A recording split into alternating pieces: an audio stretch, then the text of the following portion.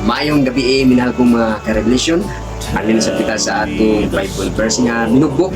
Samtang dili pa kita matulog, magtuon una kita sa tulong sa Diyos.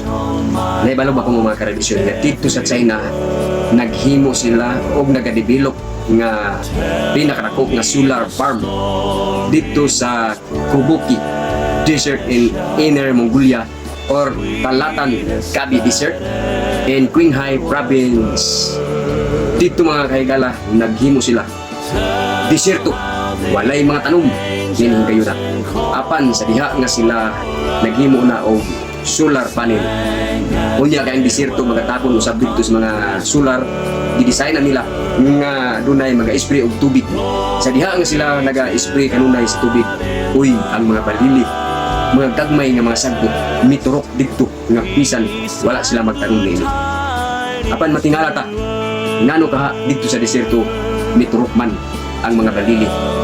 Unsay ikasulti nini ang balaan kasulatan kay tungod dito sa desierto nganong mitubo ang mga balili dito nakita nga desierto man ba.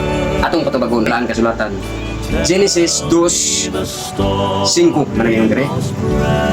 Og wala pa'y tanom sa kapatagan nga diha sa ibabaw sa yuta.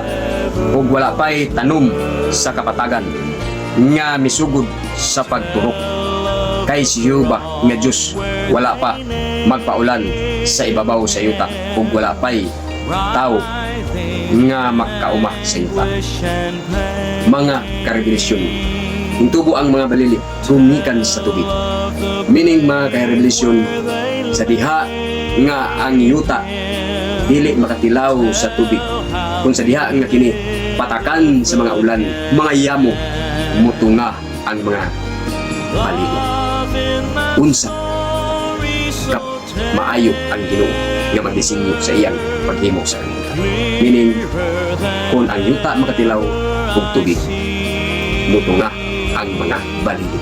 Mao na itong Bible verse ni takna sa nagabion, magayon kaninyo ang kaluoy sa Dios o kalinaw o ang gugma magauban kayo. O God bless.